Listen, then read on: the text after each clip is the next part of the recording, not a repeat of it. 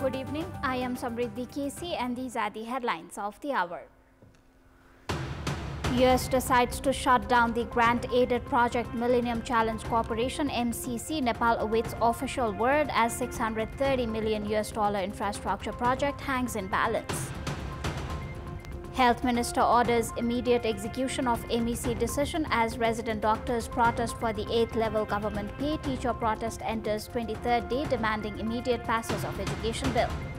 Pahalgam bleeds as terror strike leaves 26 individuals dead. Tragedy threatens to rekindle old animosities and derail hopes of peace in South Asia. And football unrest brews as NFA's AFC Cup choice triggers mass boycott. 9 top clubs abandon event accusing unfair play. The US has decided to shut down the Millennium Challenge Corporation (MCC), a grant-aided project for economic development in the developing countries. The decision was made by the Department of Government Efficiency led by American billionaire Elon Musk. The Ministry of Finance has stated that Nepal has not received any official notice regarding the closure of the MCC project. Speaking to Kantipur News, spokesperson Shyam Kumar Bhandari said a formal response will be made once official information is received. The project is being implemented by MCA Nepal under 5-year $500 million grant agreement signed with MCC in October 2017, with Nepal contributing an additional $130 million. The project includes construction of a 315-kilometer long 400 kV transmission line, 3 substations and maintenance of 40-kilometer Than Khola Lamahi section of the east-west highway. Once completed, the transmission line is expected to connect 4,000 megawatt from 132 ongoing hydropower projects to the national grid. Resident doctors of private medical colleges who have been protesting for 29 days demanding allowances equivalent to the 8th level of government employees demonstrated today in Maitighar, Kathmandu. The resident doctors' demonstration was led by the Nepal Medical Association. Resident doctors of private medical colleges across the country have been agitated, demanding the implementation of the decision made by 16th meeting of the Medical Education Commission. The Medical Education Commission had decided to provide salary and benefits equivalent to the 8th level of government employees. However, it has not been implemented yet. They are protesting because private medical colleges have not implemented the Commission's directive to provide government level salary and benefits.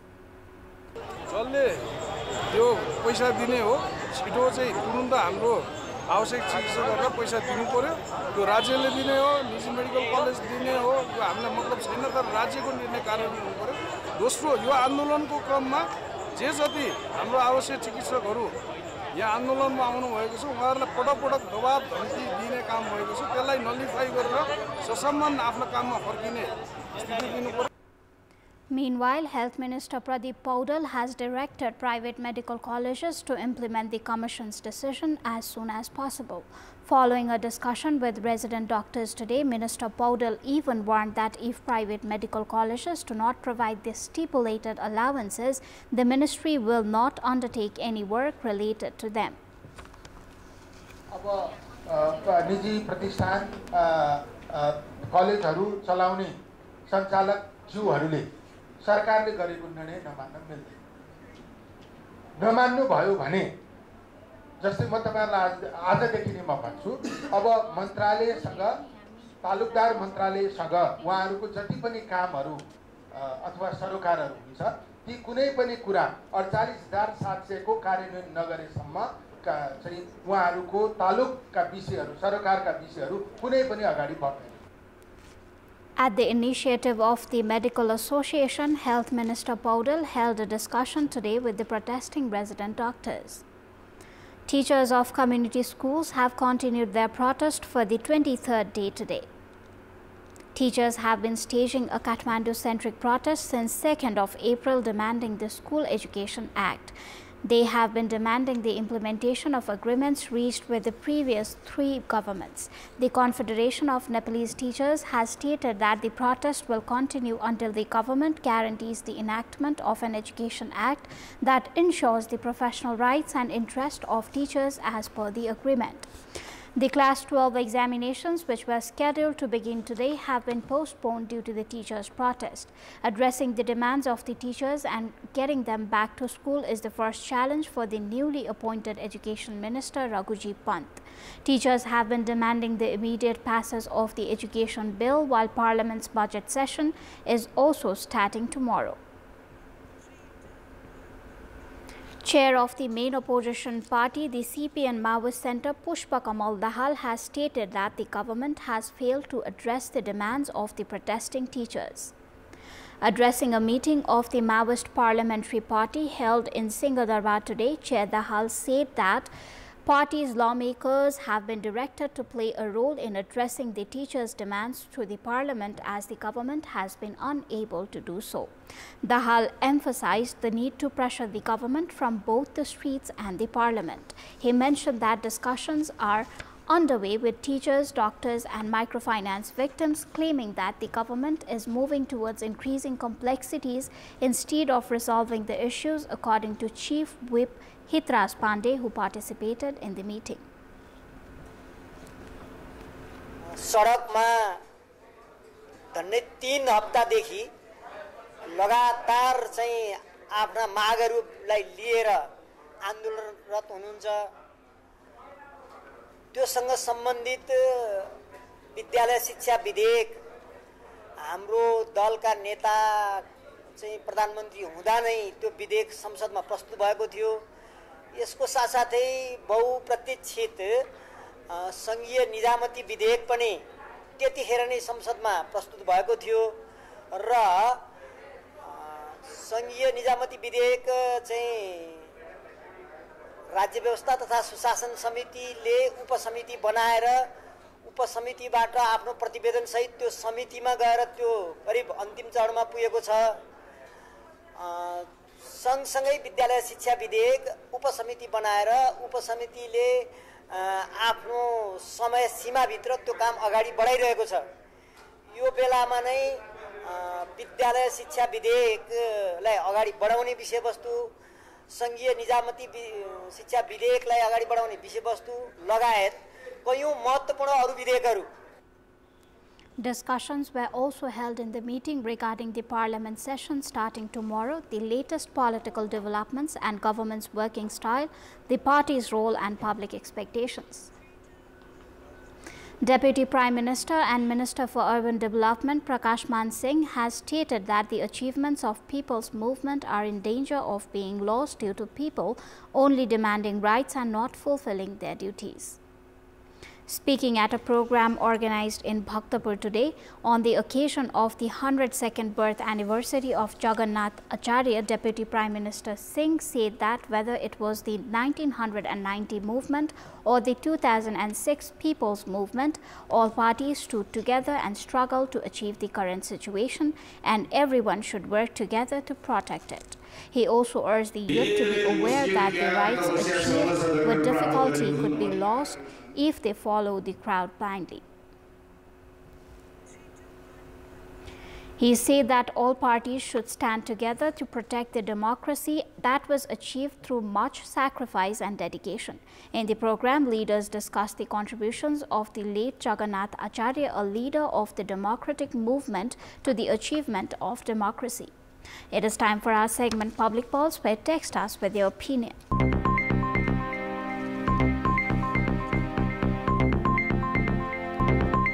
The question is, why have investigative agencies failed to initiate probe into the alleged corruption at Pokhara International Airport?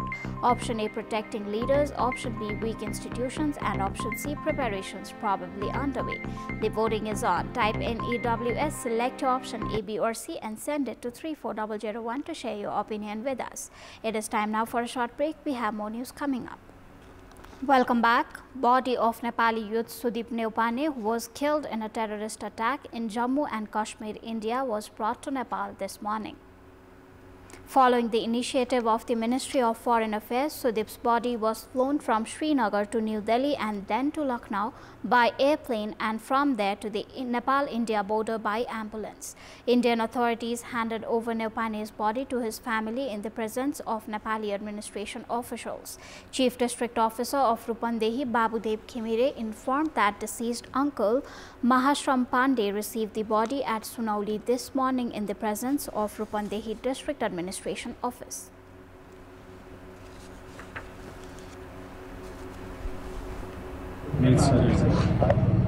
हिजो बेलुका काश्मीरबाट दिल्ली र दिल्लीबाट फेरि तुरुन्तै लखनऊ भएर लखनऊबाट स्थलमार्गबाट आज बिहान 6:53 जाँदाको समयमा बेलैया नाकाबाट सुदीप नौपाने उहाँको आमा दिदी भिनाजु लगायत सबैलाई हामीले घरसँग ल्याएर छोडेका छौं। Sudeep's relatives had reached the Nepal-India border in Sunauli to receive his body, and he was cremated today. Sudeep died on Tuesday in a terrorist attack in Pahalgam, Jammu and Kashmir, India. Sudeep had gone to India for a trip with his mother and sister and brother-in-law on 19th of April. During the attack, Sudeep's mother sustained minor injuries in the stampede, while his sister-in-law and brother is safe. The Janamat Party and Nagarik Unmukti Party are scheduled to merge on 30th of April. An agreement has already been reached to name the new party formed after the merger, Janamat Nagarik. Chair of the Janamat Party, C.K. Raut, has stated that all preparations for the unification between the two parties on 30th of April have been completed. The new party formed after the merger will be named Janamat Nagarik Party.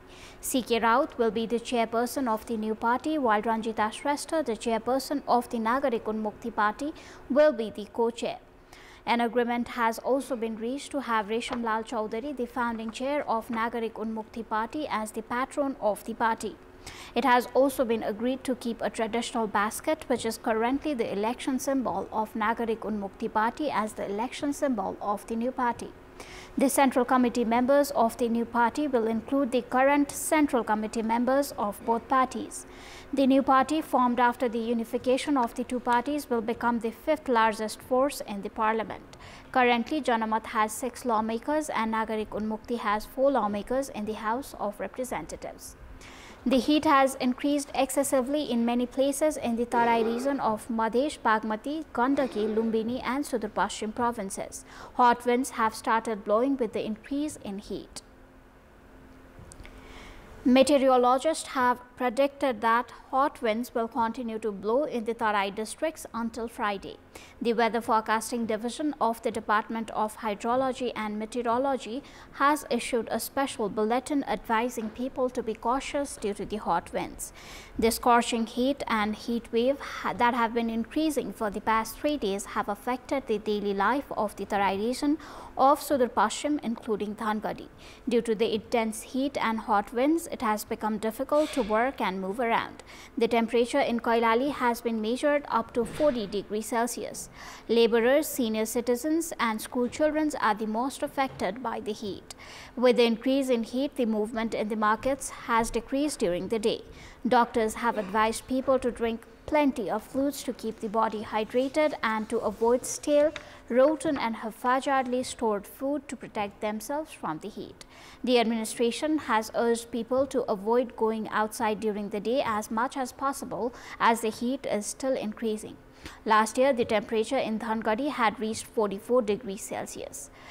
Welcome back. Time for sports update. Sports news.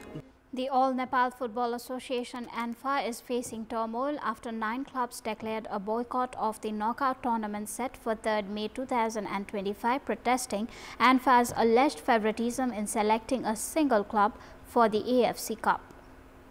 Nepal's A-Division League winner qualifies for the AFC Cup preliminaries, but a club license from the Asian Football Confederation (AFC) is required, something Nepali clubs often fail to obtain. Traditionally, clubs participate by listing Dashrath Stadium as their home ground. Since last year's league wasn't held, ANFA has no eligible team. The AFC recently rejected Church Boys, the previous league winner. In response, ANFA planned a knockout tournament among A division clubs to select a team, but only Tribhuvan Army, APF, Police Club and Sankata registered, while the rest boycotted.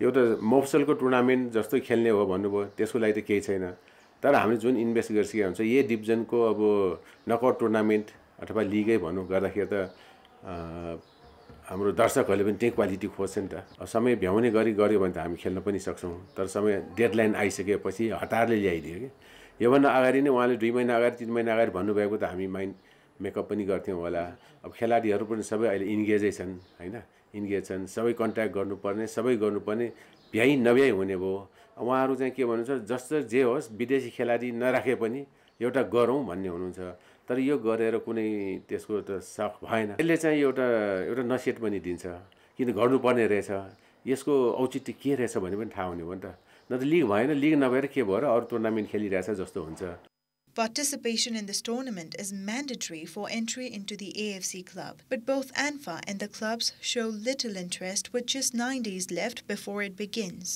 Clubs are refusing to play, citing poor preparation, lack of time to sign foreign players and failure to meet AFC Cup entry requirements. They also accuse ANFA of organizing the tournament illegally. यस्तो तरिकाले नजाउँ वैधानिक रूपमै champion भएर जाउँ चाहे जोसुकै जाओस् अनि बरु क्यालेन्डर बनाऊ अनि लीग खेलौं बरु चाँडै खेलौं league A significant sum from the AFC is allocated for domestic competitions, but clubs suspect ANFA of trying to misuse the funds by organizing a small-scale tournament. While relegated Kumaltar has opted out, APF is willing to play. However, clubs like Saddobato, Church Boys, Manang Marsyangdi, Machindra, Himalayan Sherpa and 3-Star insist on a full league format and have been meeting regularly. ANFA is open to holding a league if at least 8 clubs join, but most clubs are unwilling, leaving ANFA in a difficult position. ANFA officials have so far declined to comment. While organizing a competition is positive, it holds little value for clubs lacking an AFC license. Nepal's failure to participate in international tournaments highlights deeper issues in the football system. ANFA should have worked to involve all clubs and created conditions for the winner to play in the AFC Cup, but it failed to do so, resulting in a major setback for Nepali football. That is all for the moment. Thank you for watching. Bye for now.